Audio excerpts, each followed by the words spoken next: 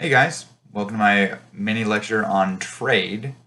Today we're going to give kind of an overview of some of the general things we look at in an introductory class where we discuss international trade. After the video, you'll see links in the end screen to other videos that walk through like a supply and demand model or a comparative advantage model. So you'll see all that stuff. Check it out at the end. That's where the technical stuff is. This conversation is just for an overview. So starting off, trade. How important is it? Well, in the United States, imports and exports make up around 12% of GDP. Not only that, but we are the second biggest exporter in the world, second to China. They export more than us. And about a fifth of our manufacturing jobs in this country depend on exports. So trade becomes a really big deal. Here we are in 2020. We're at the end of a presidential term that has had this big ongoing trade war with China, and with other trade partners. That trade war affects huge portions of our economy. And so in your intro class, we need to get at least some idea of what trade does and some of the pros and cons. You're going to find that although trade overall is beneficial, it does create some winners and losers. And the fact that it creates losers makes for some potential for it to become political, of let's help these people versus helping those people, and blah, blah, blah. All that stuff starts to matter. So imports, that's when you buy stuff from another country and you bring their stuff into you. Exports is when you sell your stuff to a different country. Now, how do you know what to import, what to export? It's going to be based on something that we as economists call comparative advantage. And comparative advantage basically just means that you have a lower opportunity cost of producing the product than everyone else. If you have a lower cost of producing it, you can make it cheaper. If it costs a foreign country $3,000 to assemble a motorcycle, but it costs someone in our country $6,000 to assemble the motorcycle, then it makes sense from an economic standpoint to want to buy that motorcycle from the other country. They can make it cheaper. If I pay less than $6,000 for it, I'm buying it for cheaper than I can make it for. And if they sell it for more than $3,000, they make money on the deal too. Trade can help us both.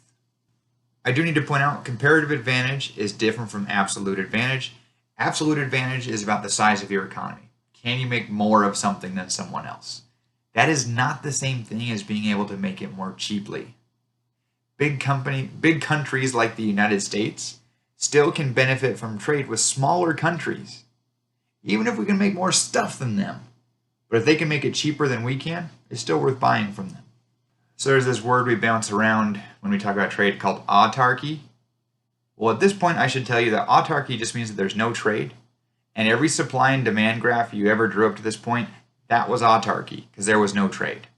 International trade will become a special case, a subset of your analysis. Autarky is the default setting. Trade is an exception. In autarky, it's just the local supply and demand is all that matter.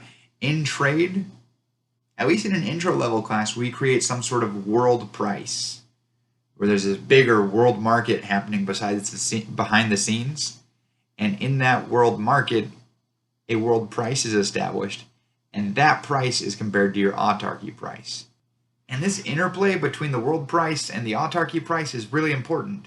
If the world price is lower, if we can buy something cheaper by buying it foreign, we do. That's why we import stuff. And so when the world price is lower than our local or autarky price, we import. But if the world price is higher, then our sellers see that too. And they know that they can sell it for a better price overseas than locally. And so they start exporting. Now, there's always going to be this thing you'll hear when you talk about trade called gains from trade. That comes from the fact that if everyone specializes in trades, then every product gets made as cheaply as possible, and more aggregate production happens. And when you watch my next video on imports and exports, you're going to see that consumer and producer surplus change with trade. Consumers love imports. We can buy more stuff for cheaper. Producers don't like imports. They don't sell as much stuff, and they sell it cheaper. Consumers don't like exports because everything gets more expensive, and producers love exports. But whether you're importing or exporting, there is more total surplus in the market with trade than without. And that's true both in the importing market and the exporting market, in this country and in another country. Trade creates more total surplus. We all have more benefits from the market as a big world with trade than without. And so you'll hear people say that every country benefits from trade. And that's arguably true. But within each country will be winners and losers. With exports, consumers lose. With imports, producers lose. There's actually a whole string of papers by a couple of economists, Autor, Dorn, and Hansen, where they find like crazy impact from us doing trade with China in industries and in labor markets where they got hit hard by this increased competition from China. People would lose their jobs, and it would take 10 years for the labor markets to recover. And they found that that came along with more government welfare programs, persistent unemployment, political extremism, because people would polarize farther to the edges, whether it was left or right. Like, yeah, I'm getting off topic, but it's really interesting. You might want to check it out. Autor, Dorn, and Hansen. They got some cool papers. But in any case, when there's trade, someone's going to lose.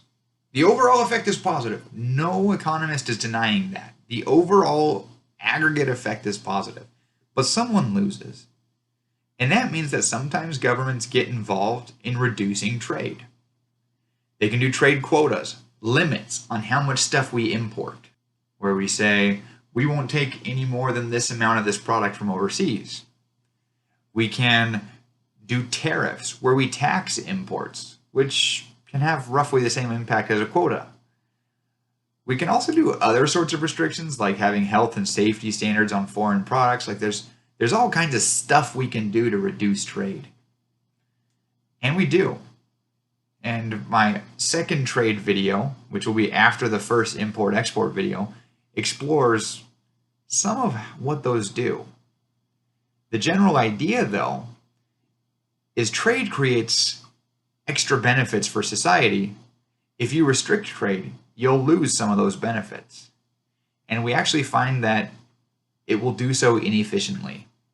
And that when we meddle in trade and reduce it, it actually will create some deadweight loss, lost surplus that doesn't go to consumer or producer.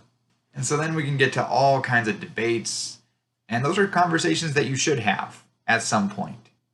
Globalization, the process of other countries starting to trade with each other more and more, has helped a lot of countries to get out of poverty.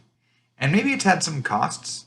There have been various cultural costs as some cultures get changed by trade with the rest of the world. There can be environmental issues if production ramps up in places that use cheaper but more environmentally costly technology.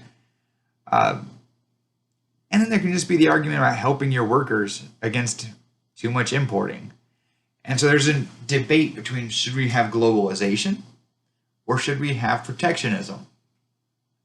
Protectionism would be those policies that reduce trade. And it is not my intention to tell you whether we should have a global society or whether we should have a bunch of protectionist countries. What I will tell you is this: there are gains from trade for every country that engages in it. Every time. But there are also costs. There's costs and benefits to everything. Measured purely in dollars, the benefits of free trade outweigh the costs. But then sometimes there are situations where it's just not that simple. A complicating factor might be who receives the benefits and who pays the cost. The benefits of importing are felt by everybody in society, but only a little bit each. You know, we saved like 10 cents on a bushel of apples or something. That's a small benefit. When you aggregate it over society, it adds up to be a really big number. On the other hand, the cost of doing an import, it doesn't affect as many people, but for the producers it affects, it's really bad. Remember when I mentioned the Otto Dorn-Hansen papers? In some labor markets, it took over 10 years for the market to normalize after being decimated by trade. And it's a small segment of society, but in that segment, it's a very steep cost. And so, I guess one more debate people sometimes get into is, well, if we don't want to do protectionism, because that reduces the gains from trade, is there another way to help the workers who are displaced by trade? That's a discussion for another day, but it's good food for thought, I hope. Anyway, thanks for watching, guys.